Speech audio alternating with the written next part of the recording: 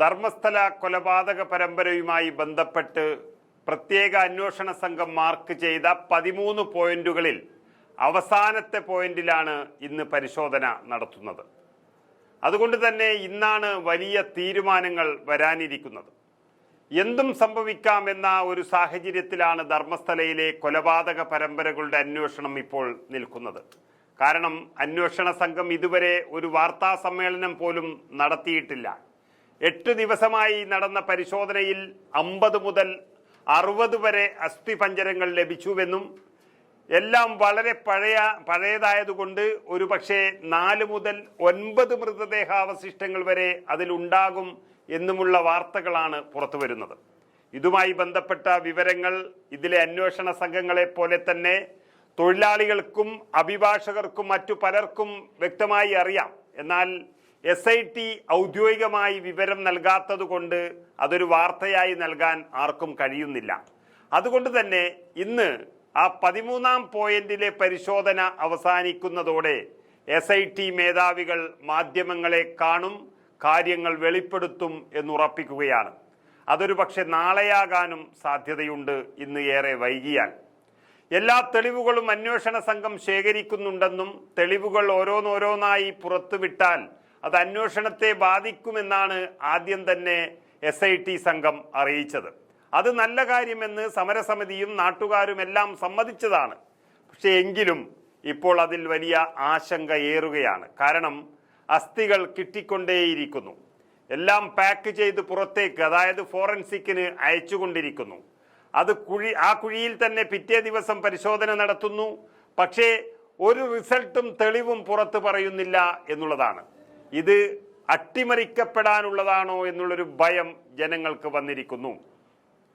അതുകൊണ്ട് ആദ്യ പരിശോധനയ്ക്കായി മാർക്ക് ചെയ്ത 13 പോയിന്റുകൾ തീരുന്നതോടെ ഇനി എവിടെ കുഴിക്കണമെന്ന് അന്വേഷണ സംഘം പറഞ്ഞിട്ടില്ല. അത് തീരുമാനിക്കുന്നതിന് മുൻപ് ഇതുവരെയുള്ള പരിശോധനാ ഫലങ്ങളെല്ലാം വെളിപ്പെടുത്തിക്കൊണ്ടുള്ള അന്വേഷണ സംഘത്തിന്റെ വാർത്താ സമ്മേളനം ഉണ്ടാകുമെന്നാണ് പറയുന്നത്. അതിനായി ഈ രാജ്യം തന്നെ കാത്തിരിക്കുകയാണ്. അതൊരു പക്ഷേ ധർമ്മസ്ഥലയിൽ നിന്നോ അല്ലെങ്കിൽ DGP ആസ്ഥാനമായ ബംഗളൂരുവിൽ നിന്നോ ഉണ്ടാകും. അതിനെക്കുറിച്ചും റിപ്പോർട്ടുകൾ വന്നിട്ടില്ല. ഒന്നും കിട്ടിയില്ല എങ്കിൽ അന്വേഷണം പ്രഹസനമാണെന്നും സാക്ഷി തെറ്റിദ്ധരിപ്പിക്കുകയാണെന്നും പറഞ്ഞ് ഈ അന്വേഷണം തന്നെ അവസാനിപ്പിച്ച് സാക്ഷിയെ പിടിച്ച് ജയിൽ ഇടുമായിരുന്നു. ഇതുവരെ ഒന്നും കിട്ടിയില്ല എങ്കിൽ അന്വേഷണം പ്രഹസനമാണെന്നും സാക്ഷി തെറ്റിദ്ധരിപ്പിക്കുകയാണെന്നും പറഞ്ഞ് അന്വേഷണം അവിടെ പാതിവഴിയിൽ അവസാനിപ്പിച്ച് സാക്ഷിയെ പിടിച്ച് ജയിലിൽ ഇടുമായിരുന്നു. വീണ്ടും അങ്ങനെ അക്രമികൾ തലപൊക്കി വരുമായിരുന്നു. എതിർത്തവരെ അവർ ഇല്ലാതാക്കും. എന്നാൽ ഇത്രയുമധികം അസ്ഥികൾ ലഭിച്ചതിനാൽ അന്വേഷണം നിർത്തിയാൽ സുപ്രീം കോടതി വരെ പോകാനും ഒപ്പം നാട്ടിൽ സമരം അതിശക്തമാക്കാനും ജനങ്ങൾ തന്നെ തീരുമാനിച്ചിരിക്കുകയാണ്. മഹേഷ് ഷെട്ടി തിമ്രോഡ് എന്ന പൗരപ്രമുഖന്റെ നേതൃത്വത്തിൽ സമരസമിതി ധർമ്മസ്ഥലയിൽ അതിശക്തമാണ്. അതുകൊണ്ട് തന്നെ പല കോണുകളിൽ നിന്നും ശക്തമായ സമ്മർദ്ദം വന്നിട്ടും ഇപ്പോഴും ധർമ്മസ്ഥലയിലെ അന്വേഷണം ശക്തമായി നടക്കുന്നതിന് പിന്നിൽ സർക്കാർ സംവിധാനങ്ങളോ പാർട്ടിക്കാരും എന്നതിനപ്പുറം പൊതുജനങ്ങളുടെ മുന്നേറ്റം തന്നെയാണ്. ഇനി പാതി വഴിയിൽ അന്വേഷണം എങ്ങാനും നിർത്തിയാൽ ജനങ്ങൾ ഒന്നടങ്കം ഇളകും. അത് സർക്കാരിനും പോലീസിനും മനസ്സിലായിട്ടുണ്ട്. ഈ വെളിപ്പെടുത്തലിൽ സത്യമറിയാൻ 100 കണക്കിന് സംഘടനകൾ പണി തുടങ്ങിക്കഴിഞ്ഞു. കർണാടകയിലെ ഏറ്റവും പ്രധാനപ്പെട്ട സംഘടനയായ കന്നഡ രക്ഷണ വേദികയും അതുപോലെ സൗജന്യ തിരോധാന ആക്ഷൻ കമ്മിറ്റിയും മറ്റു 100 കണക്കിന് സംഘടനകളുമെല്ലാം ധർമ്മസ്ഥലയിൽ ആധിപത്യം നേടിയിരിക്കുകയാണ്.